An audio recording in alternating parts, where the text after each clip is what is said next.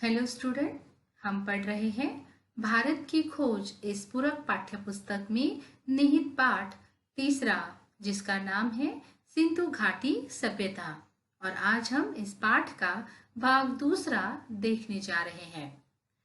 आपको पता ही होगा कि भाग एक में हमने सिंधु घाटी सभ्यता का दुनिया के सामने किस तरीके से वो आई, किन लोगों की वजह से हमें सर्वप्रथम सिंधु घाटी सभ्यता के बारे में पता चला। ये सभ्यता के लिए जो उत्खनन हुआ वो कहाँ कहाँ हुआ, ये हमने भाग एक में पढ़ा। साथ ही साथ हमने यह भी जाना कि यह सिंधु घाटी सभ्यता 5000 वर्ष पुरानी है, जो भारत के इतिहास को 5000 साल पुराना इतिहास देती है। साथ ही साथ हमने यह भी देखा कि सिंधु घाटी सभ्यता अपने आप की एक विकसित सभ्यता थी और उस सभ्यता के अंतर्गत जो आधुनिक तकनीक का उपयोग किया गया, नगर रचना हो या जल निकासन प्रणाली के अंतर्गत, तो उसी प्रणाली का उपयोग हम आज भी आधुनिक जीवन पद्धति के अंतर्गत करते हुए दिखाई देते हैं। तो इस तरीके की इस विकसित सभ्यता का अंत कैसे हुआ, ये भी हमने भाग एक में देखा। तो चलिए आज हम इसी पाठ का भाग दूसरा देखेंगे। आर्यों का आना। 19वीं शताब्दी के पाश्चात्य विद्वानों के प्रचलित दृष्टिकोणों के अनुसार आर्यों का एक वर्ग भारतीय उपमहाद्वीप की सीमाओं पर 2000 ईसा पूर्व के आसपास पहुंचा और पहले पंजाब में बस गया और यही ऋग्वेद की ऋचाओं की रचना की गई। आर्यों द्वारा उत्तर तथा मध्य भारत में एक विकसित सभ्यता का निर्माण किया गया, जिसे वैदिक सभ्यता भी कहते हैं।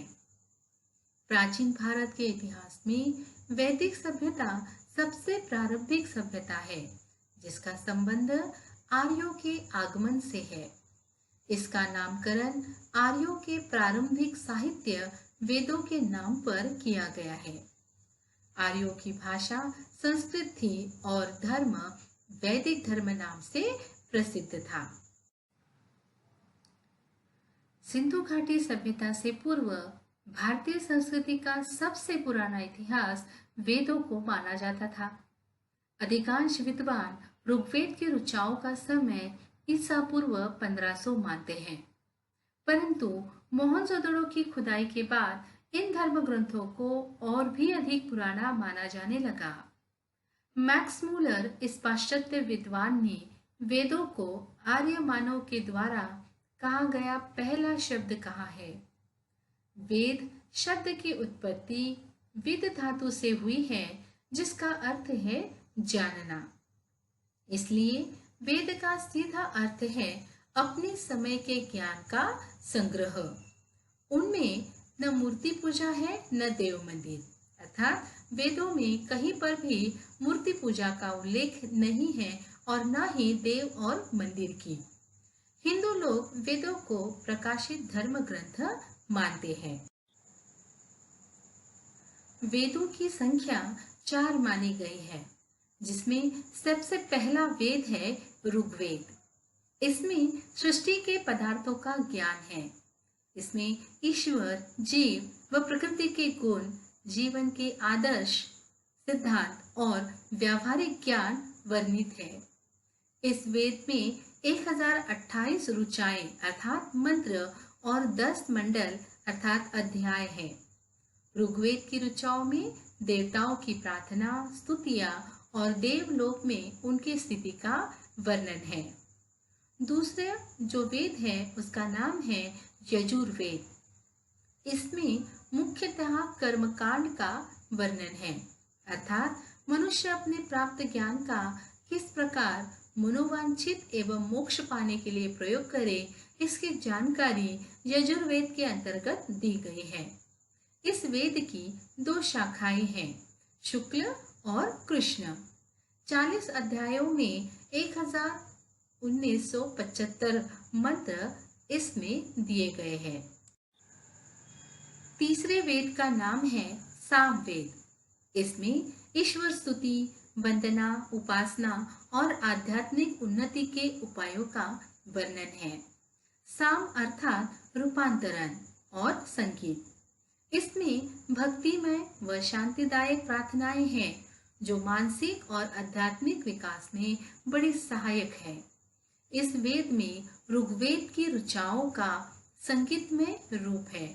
इसमें मूलतः संगीत की उपासना है और इस वेद में 1875 मंत्र हैं।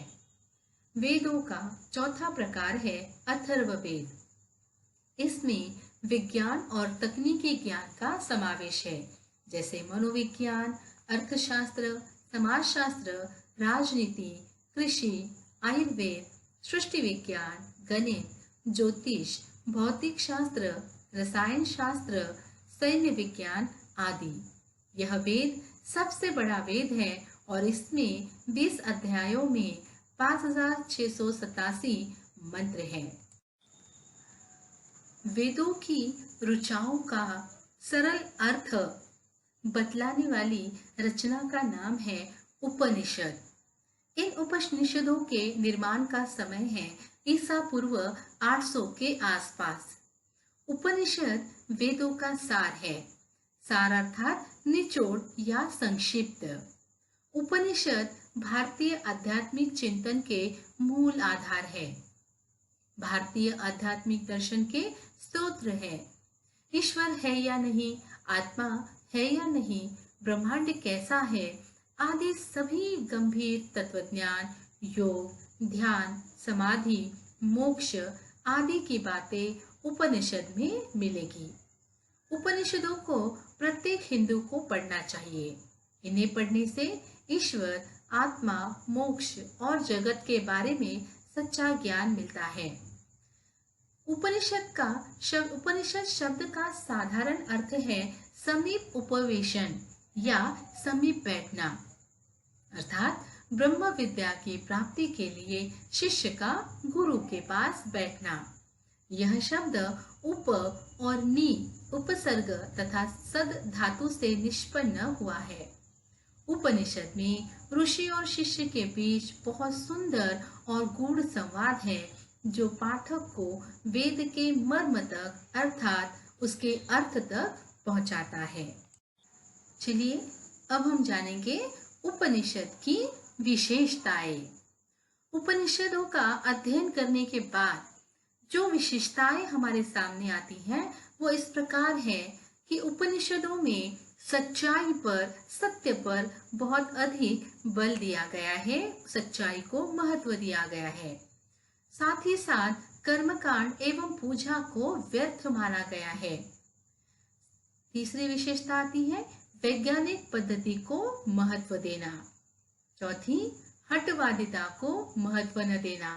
हठवादिता का अर्थ है कि बहुत ज्यादा कर्मकांड, किसी एक ही विषय को पकड़कर बैठना, ये या एक ही तत्व को, एक ही बात पर अड़े रहना, ये जो हठवादिता है इसको उपनिषद में महत्व नहीं दिया गया है। साथ ही साथ आत्मबोध को अनिवार्य मानकर आत्मा एवं परमात्मा को एक माना गया है और मतभेदों को दूर कर समन्वय की भावना को महत्व देना ये उपनिषद की विशेषता है। उपनिषदों में बार बार कहा गया है कि शरीर स्वस्थ हो, मन स्वस्थ हो और तन मन दोनों अनुशासन में रहे। यह बात उपनिषदों में बार बार कही गई है। यानी कि हमें हमेशा हमारे शरीर को स्वस्थ रखने का प्रयास करना चाहिए। मन को स्वच्छ हो, अर्थात मन में किसी के प्रति कोई घृणा, नफरत, लोभ, लालच जैसे विकारों से मन को दूर रखकर मन को स्वच्छ रखना चाहिए और साथ ही साथ हमारे शरीर और मन दोनों पर हमारा नियंत्रण होना चाहिए, हमारा बस होना चाहिए।